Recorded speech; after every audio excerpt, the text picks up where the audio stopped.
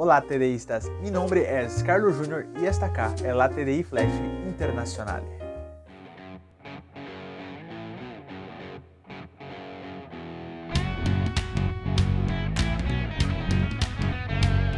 Hoje o assunto é de extrema relevância. Muitos críticos da teoria do design inteligente costumam dizer que a teoria em si não é ciência. E essa crítica ela vem durando por muito tempo em razão da desinformação que existe.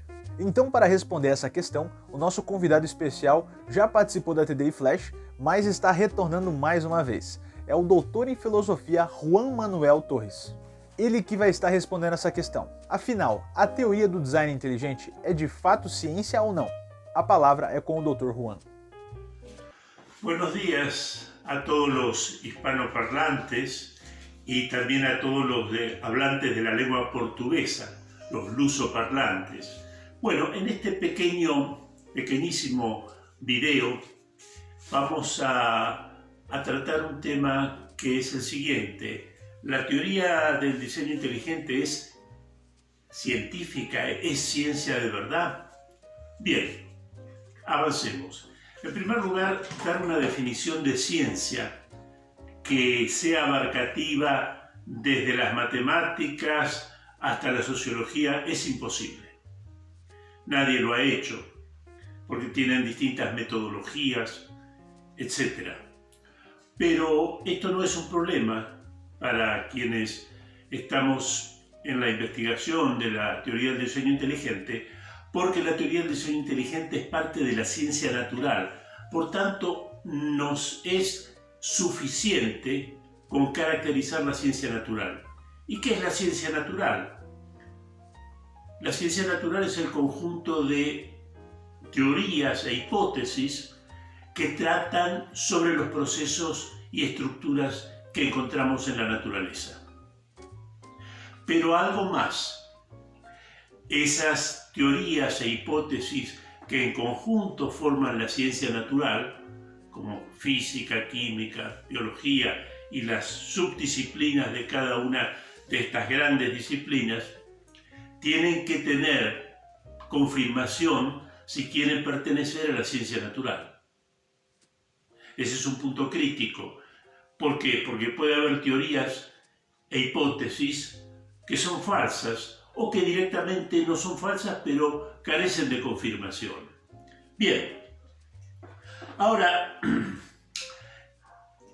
¿en qué radica tener confirmación? Rápidamente podemos decir que la confirmación de las hipótesis y teorías viene dada porque los hechos naturales, los procesos naturales, las avalan, las respaldan.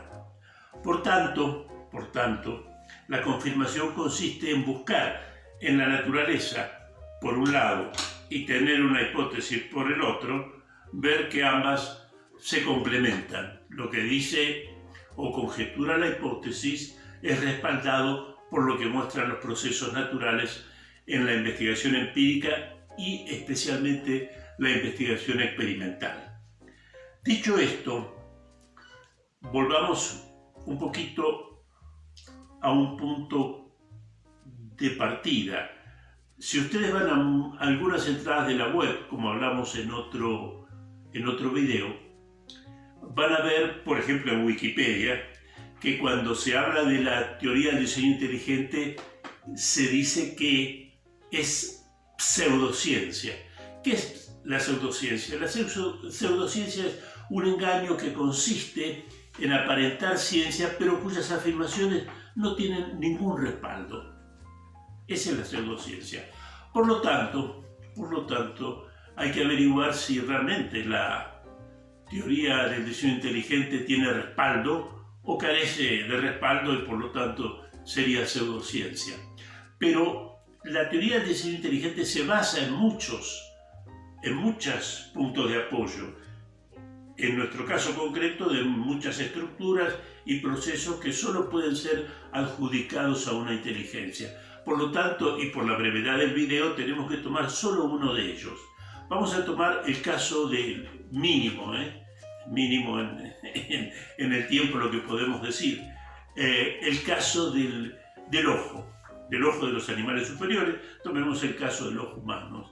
Tenemos la pupila, el cristalino, la retina, el nervio óptico, todos conectados formando una unidad que está ensamblada, donde una parte depende de la otra. ¿De qué serviría la pupila si no hubiera un nervio óptico capaz de mandar las señales al cerebro, las señales luminosas que van como impulsos eléctricos?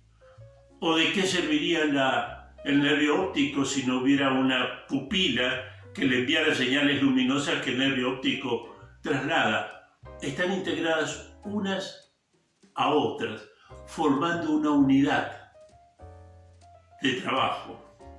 Ahora, y este es el punto crítico, esas partes, pupila, cristalino, retina, nervio óptico, no tienen sentido unas fuera de otras y por lo tanto, cuando comenzaron a existir, debieron haber sido ensambladas a la vez. Eso por un lado, pero la única potencia que nosotros conocemos que es capaz de ensamblar muy distintas cosas en orden a lograr que una estructura o un proceso cumpla una función es la inteligencia. Ahora vamos a esto, que es respecto del respaldo. Lo que hemos dicho del cristalino, la pupila, el nervio óptico, la retina, ¿está avalado por la ciencia? Sí, lo vemos en cualquier manual de biología humana, en la parte de la anatomía y fisiología del ojo. Por otro lado, caracterizar a la inteligencia como la capacidad de unir lo que es distinto y darle una función a la estructura total. ¿Dónde lo encontramos? Lo encontramos en cualquier manual de psicología contemporánea. Entonces, ¿por qué dicen que no hay respaldo? Si lo que estamos diciendo está en los libros de anatomía y fisiología del ojo y lo que decimos de la inteligencia está en cualquier manual de psicología. Naturalmente, esto exige una explicación mucho más detallada y para eso les recomiendo a todos el libro del profesor Michael Behe, profesor de biología molecular en Pensilvania, que se llama La caja negra de Darwin y que está, además de estar en inglés, está en español, está en portugués. Finalmente, vemos que lo que dice Wikipedia es absolutamente falso. Tenemos respaldo y ese respaldo lo vamos a ver cuando hagamos más videos y naturalmente no solo en manuales, sino en los más importantes y considerados journals de biología celular y molecular. Así que queda algo más por decir, muy simple.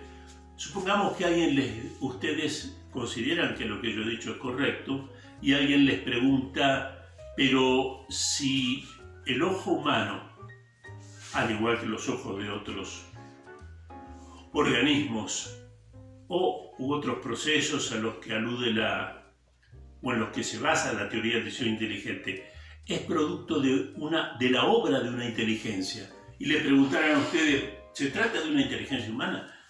Obviamente no se trata de una inteligencia humana. Y supongamos que alguien les dice, bueno, pero la inteligencia humana es la única que existe. Ustedes preguntarían, con mucha razón, ¿cómo lo sabe? Muchas gracias. Muito obrigado por sua explicação, doutor. Pessoal, e para aqueles que têm interesse de participar do Congresso Ibero-Americano, vai estar aqui na descrição do vídeo o link para você se inscrever no Congresso. Serão palestrantes do mundo todo, então você não pode perder. E não se esquece de compartilhar esse vídeo para o máximo de pessoas e deixar o seu like, tá bom? Um abraço, pessoal, até o próximo vídeo.